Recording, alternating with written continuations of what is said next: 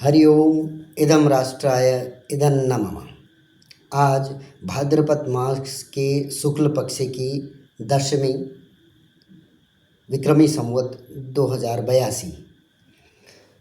पथिक संदेश पत्रिका में राष्ट्रवादी लेखों के साथ साथ स्वास्थ्य से संबंधित लेख भी लिखे हुए होते हैं, जो स्वास्थ्य से संबंधित कुछ छोटे छोटे नुस्खे जो जैसे कि हमारे जो दैनिक जीवन में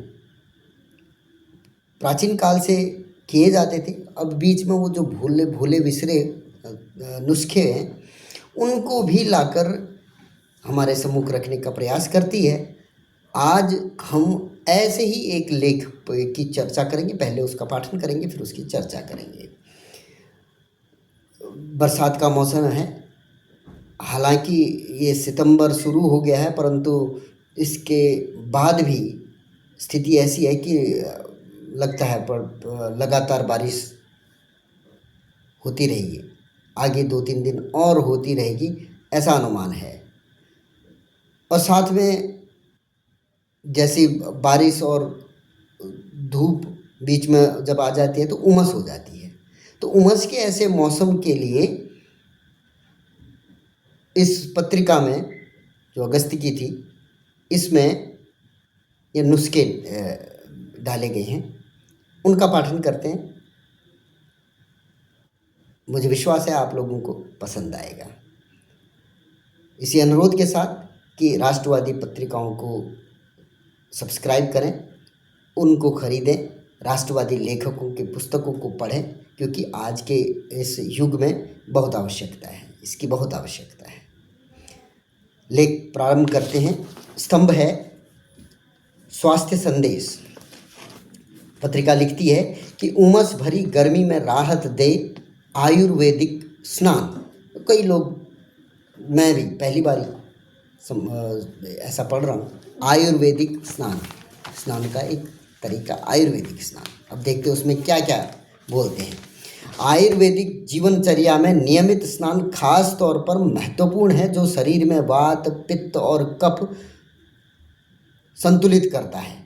वहीं आयुर्वेद के हिसाब से पानी में नीम, पुदीना व शहद, दूध आदि मिलाकर या उबटन लगाकर स्नान के ठंडे प्रभाव को दोगुना किया जा सकता है और गर्मी से राहत पाई जा सकती है।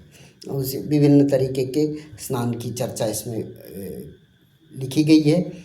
पढ़ते हैं। पहला है नीम स्नान। नीम के तेल को बाल्टी में भरे पानी में मिलाकर नहा सकते हैं। नीम के पत्ते भी नहाने के लिए प्रयोग कर सकते हैं, वो उपयोगी हैं। इसके लिए एक पतीले में पानी गर्म करें, नीम के पत्ते उसमें डालकर 1-2 घंटे के लिए रख दें। पानी छान लें और उसे बाल्टी में भरे पानी में मिलाकर नहाएं। ये नीम का स्नान हो गया।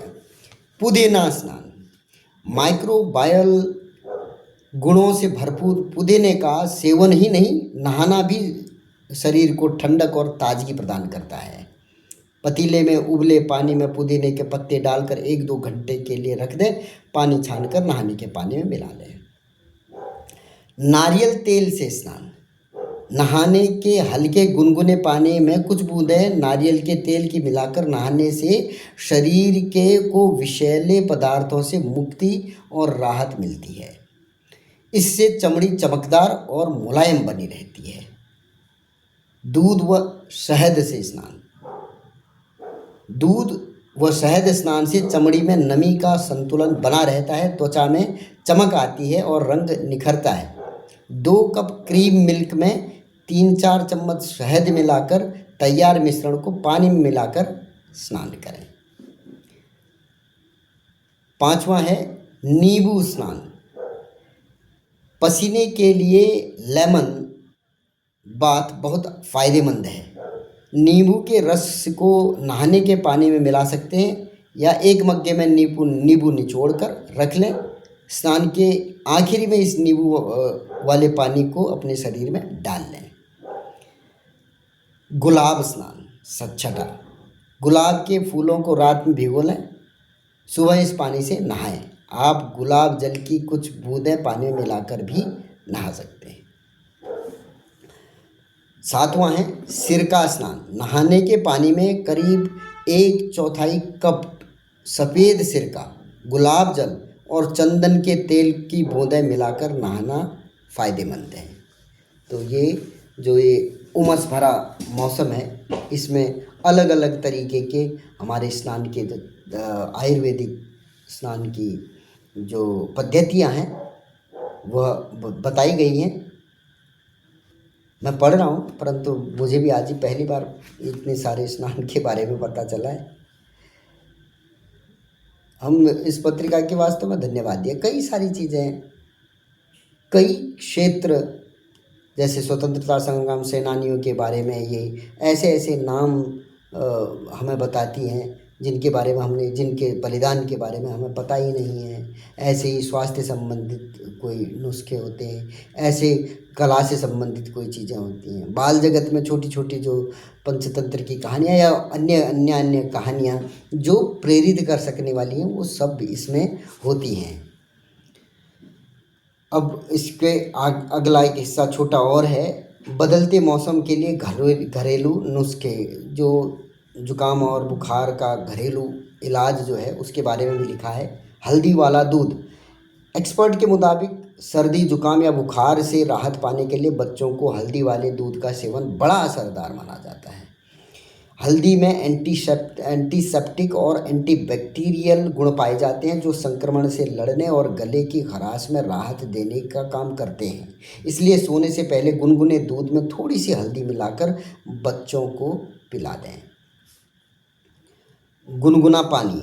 सर्दी जुकाम या बुखार होने पर बच्चों को ठंडी चीज़ें नहीं दें, बल्कि बच्चे को पीने के लिए गुनगुना या हल्का गर्म पानी देना चाहिए। इससे गले की खराश और सूजन की समस्या कम हो सकती है। अदरक, तुलसी और शहद का काढ़ा। गले की खराश, खांसी या बुखार में बच्चे को तुलसी, अदरक, काली मिर्च और शहद का काढ़ा बनाकर दे सकते हैं। तुलसी के पत्तों और अदरक का रस और थोड़े शहद में मिलाकर देने से सर्दी जुकाम और बुखार में राहत मिलती है। ये छोटे छोटे उपाय हैं, निरापद उपाय होते हैं, और ऐसा नहीं है कि ये कोई नई चीज़ें हैं जो हम आज के संभ्रांत युग में जिनको गंवाड़ी या अनपढ़ लोग कहते थे, ऐसे हमारे गांव के सामान्य जो व्यक्ति थे उनको ये सारी चीज़ें पता होती थी और उसका प्रयोग भी करते थे। और आप देखेंगे कि कई स्थानों पर, कई अंचलों में उस जगह पर मौसम के अनुसार हमारे त्यौहार, तिथि त्यौहार आदि मनाए जाते हैं। उनका मंतव्य भी यही होता था कि जो स्वास्थ्य के लिए अच्छी चीज़ें हैं, एक त्यौहार के माध्यम से हम उनका एक प्रसारण कर सकें। क्योंकि सामान्य जनजीवन हो सकता है कि पूरे वर्ष में इन सब पद्धतियों का प्रयोग ना कर सके, परंतु अगर त्यौहार के रूप में इसको मनाया जाए तो संभवतः ये हो सकता है। तो हम जब कहते हैं कि ये चातुर्मास के ये 2-4 महीने दिन जब मेघों का आगमन होता है, बारिश का आगमन होता है, तो इसी दौरान हमारे समाज में कई तरीके के त्यौहार प्रचलित हैं और अपने अपने अंचल के अनुसार प्रचलित हैं। आप देखेंगे कि मैदानी क्षेत्रों में अलग तरीके के त्यौहार होते हैं, जैसे कावड़ यात्रा हो गई या फिर कुछ इस तरीके के त्यौहार हो गए। पहाड़ी क्षेत्रों में अपने अपने अंचल के अनुसार, क्योंकि इसमें ये भी था कि बहुत दूर से लोग आ जा नहीं सकते हैं, मौसम ऐसा होता है, तो भी अपने अंचलों में ऐसे त्यौहार, छोटे मोटे त्यौहार अवश्य हुआ करते हैं। हर 10-15 दिन में आप देखेंगे कि अगर जैसे जैसे हमारी ये हिंदू कैलेंडर प्रचलन में आएगा, अभी धीरे धीरे लोगों ने शुरू कर लिया है कि हिंदू कैलेंडर के अनुसार तिथियों को समझना जानना शुरू कर दिया। अब जैसे जैसे हम इन तिथि त्योहारों को समझेंगे तो उनके पीछे के भावों को भी हम समझेंगे। तो जो हमारी जो संस्कृति है वो वास्तव में बहुत क्लोजली कपल्ड, हाईली इंटीग्रेटेड है, जो स्वास्थ्य के अनुसार, समय के अनुसार, भावों के अनुसार इसमें जो हमारे तिथि त्योहार हैं वो रहते हैं। तो जैसे जैसे ये प्रचलन आगे बढ़ेगा मुझे विश्वास है कि हमारे देश में ये जो स्वास्थ्य के प्रति या समाज के प्रति हमारे क्या क्या कर्तव्य हैं उनका हमें बहुत स्वाभाविक ज्ञान होने लगेगा। जो हम कहते हैं कि ऋतु भुक, मित भुक और हित भुक, जो आयुर्वेद के वाक्य हैं कि ऋतु के अनुसार भोजन करें, मित भुक यानी जितना आवश्यक हो उतना ही लें, मित उसमें थोड़ा संयम के अनुसार मित भुक, और हित भुक जितना जो अपने हित के लिए, स्वास्थ्य के हित के लिए आवश्यक है उसका ही सेवन करें। भूख मतलब भोजन, उसका सेवन। तो ये धीरे धीरे, क्योंकि जो पाश्चात्य संस्कृति का इतना ज़्यादा वेग हमारे अंदर आ गया कि सब मौसम में सब तरीके के भोज्य पदार्थ उपलब्ध हैं और हमें इसका पता ही नहीं है कि कब किस चीज़ को कैसे सेवन करना चाहिए। जबकि हमारी संस्कृति में घी से ओतप्रोत होने वाले कई ऐसे त्यौहार हैं जिनको घी का बहुतायत में प्रयोग होता है, परंतु ऐसे भी हैं जहाँ पर घी का प्रयोग हो ही नहीं सकता है, क्योंकि वो ऋतुओं के अनुसार, प्रकृति के अनुसार वो हमारे जनमानस में गढ़ा गया वैसा। तो अभी जैसे ये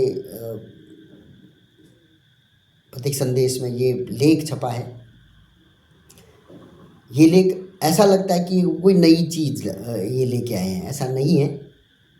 यही सारा हमारे संस्कृति का हिस्सा हुआ करता था, पर वो कुछ छूट गया। अब जैसे जैसे ये जागरूकता आएगी, ये एक बहुत नॉर्मल व्यवस्थाएं हो जाएंगी आने वाले समय में।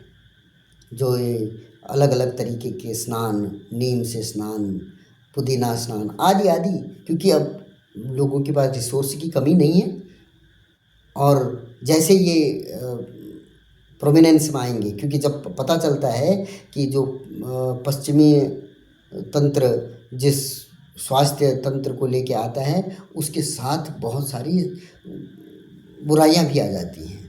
तो ये निरापद आयुर्वेद जो है इस पर लोग लौटने लगे हैं और धीरे धीरे ये एक ट्रेंड हो जाएगा, मुझे ऐसा विश्वास है। तो आयुर्वेद वाली चीज़ें उनकी तरफ हमें लौटना होगा। हमारे स्वत्व का भी जागरण होना है इसी के साथ, कि भाई हमारी जो परंपराएं हैं वो सारगर्भित हैं और हमें सदैव एक गौरवान्वित करने वाला, क्योंकि हमारी जो समृद्ध परंपराएं हैं ये हमें गौरव प्रदान कर रही हैं। तो ये स्वत्व का जागरण भी होना है। मुझे लगता है कि ये इस तरीके के लेख जब प्रसारित होंगे, सभी लोग आपस में चर्चा करेंगे, तो ये एक बहुत बड़े जागरण का कारण बनने वाला है। ये पथिक संदेश पत्रिकाएं या ऐसी राष्ट्रवादी पत्रिकाएं, इसलिए हम चाहते हैं कि ये पत्रिकाएं पूरे समाज में बहुत सामान्य तौर पर मिलना शुरू हो जाएं, लोग सामान्यतया इनको पढ़ना शुरू करें, तो हमारी जो संस्कृति की जो समृद्धि है वो भी सामान्यतः हमारे समाज में दिखने लगेगी, ऐसा मुझे पूरा विश्वास है। किसी और अंक के साथ आपके समक्ष पुनः उपस्थित होऊंगा। तब तक के लिए धन्यवाद। जय जय श्री राम।